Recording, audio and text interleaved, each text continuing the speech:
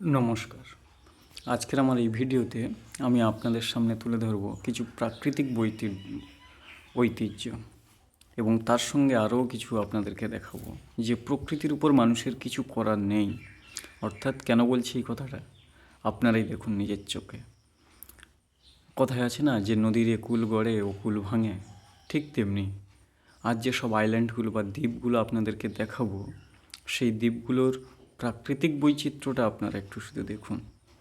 কিভাবে এক একটা সাইক্লোনে এক একটা দ্বীপ কিভাবে নষ্ট হয়ে যায়, হ্যাঁ, ধূলিসাৎ হয়ে যায় একটা দ্বীপ, সুন্দর গড়ে ওঠা দ্বীপ। হ্যাঁ, তবে এটা ঠিক, যে গড়ে সেই ভাঙে।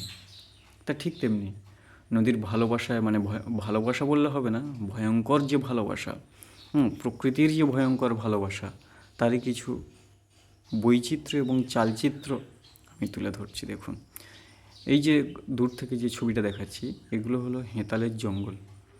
এগুলো মানে বাঘের আনাগোনা প্রচুর। এসব জায়গাতে যাওয়ার কোনো অধিকার নেই, কিন্তু এই সব দ্বীপগুলো বড় বড় নদী এবং সাগরের মোহনাতে হওয়ার কারণে এসব দ্বীপ খুবই ভয়ঙ্কর।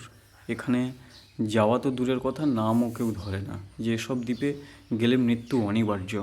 এইরকমই কেউ যদি একটু আসে, কোনো গরিব মানুষ যে মাছ কাঁকড়ার তাগিদে, বা কেউ যদি এমনি চুরি করেও আসে, যদিও সরকারি ডিপার্টমেন্ট থেকে কোনো পাস থাকে না বা পারমিশন থাকে না, আমি যদিও মাঝ সমুদ্র থেকে যাচ্ছি, নদীর অনেকটাই মাঝখান থেকেই যাচ্ছি, ওগুলো জুম করেই তোলা। তা যারা চুরি করে যায় ওখানে জাল পাততে, প্রচুর এসব নদীতে প্রচুর মাছ, আপনি ভাবতে পারবেন না বা আপনারা ভাবতে পারবেন না, কল্পনার বাইরে যেখানে মাছের পরিমাণটা কেমন, কাঁকড়ার পরিমাণটা কেমন। এই যে গাছটা দেখতে পাচ্ছেন, দেখুন লক্ষ্য করে, গাছের মধ্যে একটা দড়ি বাঁধা আছে, কাছি, দড়ি বললাম ভুল হবে, কাছি।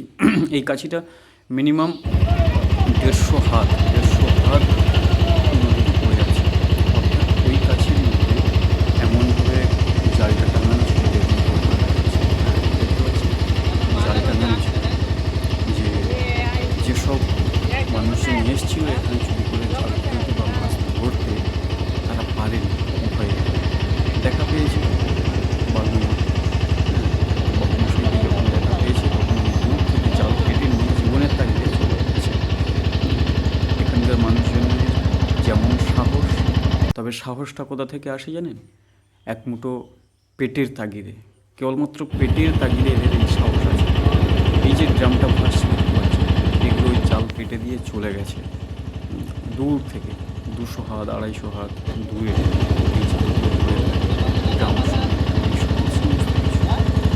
একটার পর একটা দিয়ে দেখাচ্ছে। এই যে ছোড়াগুলো, এই ছোড়াগুলো ওরা ওদেরকে, ওদের যে শাবক আছে, বাচ্চাদেরকে নিয়ে জমিতে শিকার করা বা মাছ ধরা, কাঁকড়া, মানে এইসব নিয়ে ওরা খেলা করে। সেই ছবি হয়তো আপনাদেরকে আমি মানে অবস্থায় দেখাতে পারবো কি পারবো না আমি জানি না, তবে আমি চেষ্টা করব, যেহেতু আমি সুন্দরবনকে ভালোবেসে পরিবারের আপনারা পাশে থাকলে, এবং যে বন্ধুরা বিদেশের যেসব বন্ধুরা আমাকে উপভোগ করে, আমি অবশ্যই চেষ্টা করবো আপনাদের সঙ্গে সমস্ত কিছু শেয়ার করা, আমার প্রতিটা মুহূর্ত, সুন্দরবনের ওনার গল্প। আপনারা ভাবলে অবাক হবেন, এই যে সমুদ্রটা বা এই যে নদীটা দেখাচ্ছে, এই নদীতে একসময় ডলফিন দেখা যায়। ডলফিন যেগুলো, হ্যাঁ, তবে এক ধরনের না, দু ধরনের, দুটি প্রজাতির ডলফিন এই নদীতে দেখা যেত। হ্যাঁ, আজকের বাজারে নেই। কেন নেই তার ইতিহাস, তার বৃত্তান্ত আপনাদের যদি জানার ইচ্ছে থাকে আমাকে অবশ্যই জানাবেন কেন নেই। তবে আছে, একেবারে লুপ্ত হয়ে গেছে তা নয়, কিছু কিছু ক্ষেত্রে আছে। বা কোন কোন স্থানে থাকে, এগুলো হলো খাড়ি। এই যে খাড়িতে আর এই যে চোরা পড়েছে, এই খাড়ি এবং চোরা এখানেই, মানে আমি এই ছবিগুলো বিশেষ করে তুলছি আমার একটু কাজের জন্য, অর্থাৎ আমার পড়াশোনার জন্য, আমার কাজের জন্য, আর তার সঙ্গে আপনাদেরকেও আমি শেয়ার করছি। এই যে ভেঙে চলে গেছে বা এই যে খাড়ি, এই যে একটু চোরা পড়েছে, এই যে গভীর জঙ্গল, এই যে হেঁতালের জঙ্গল, বকরার জঙ্গল, হ্যাঁ, এই যে ম্যানগ্রোভ, এক একটা ম্যানগ্রোভের ছবি আমাকে পাই টু পাই তুলতে হয়েছে, তাদের শ্বাসমূল ঠেসমূল সমস্ত কিছু করে। কেন না, ওই যে ডলফিনের কথা বললাম, শুশুকের কথা বললাম, কাঁকড়ার কথা বললাম, তাদেরও বাস্তুতন্ত্র, তাদেরও জীবন এখানেই। তাদেরও কিছু প্রমাণ এখানে। এই যে দ্বীপগুলো দেখতে পাচ্ছেন, কত বড় বড় দ্বীপ, এরা হচ্ছে কি নিমিষে উঠে গেছে, মানে নিমিষে যেমন জন্ম নিয়েছে, অল্প টাইমে যে সময়ের মধ্যে যেমন জন্ম নিয়েছে, তেমনি নিমিষে আবার প্রকৃতির কোলে মিশে গেছে। কারণ একটাই, যে গড়ে সে ভাঙে। আর প্রকৃতির সমস্ত কিছু আপনারা ভাবতে পারবেন না, সুন্দরবনের একটা জঙ্গল, গভীর থেকে গভীরতর জঙ্গল গড়ে উঠতে কতদিন সময় লাগে জানেন? মাত্র 10 থেকে 15টা বছর। যেখানে অন্যান্য জায়গার জঙ্গল বা ফরেস্ট একটা তৈরি হতে বহু বছর লেগে যায়, কিন্তু সুন্দরবনে সমস্ত কিছু এখানকার বাস্তুতন্ত্র আলাদা, সিলেকশন আলাদা, খাওয়া দাওয়া, জীবন জীবিকা, রুজি রোজগার সমস্ত কিছু আলাদা। এখানকার মানুষের একটাই চাহিদা, পেটের টান, মানে বুঝতেই পারছেন এখন তো ভাতের অভাব।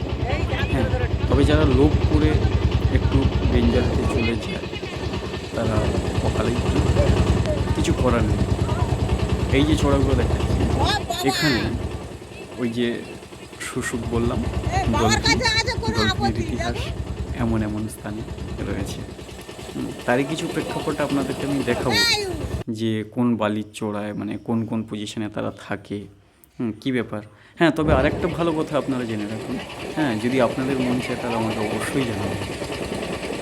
এই শুশুক, এই ডলফিন, এই সুন্দরবনের ডলফিন আপনাদের শহরতলি যে সরলেক কলকাতায়, সেখানেও দেখা যাচ্ছে।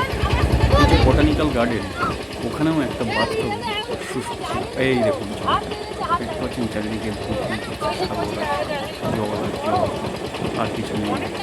তার মাঝখানে এই যে ছোট্ট বালির চড়াটা উঠেছে, এর ইতিহাস আছে। এখানে কী জন্যে পাওয়া যায়, কী পাওয়া যায়, তারই অনেক কিছু বৃত্তান্ত আছে, আপনাদেরকে জানাবো একের পর এক। অন্বেষণে থাকুন, সন্ধানে থাকুন। আমি যেমন ঘুরছি, আমার খিদে, অর্থাৎ আমার এই জানার জন্য, ঠিক জানা অজানার গল্পে যদি আপনারা থাকেন, আপনারাও জান।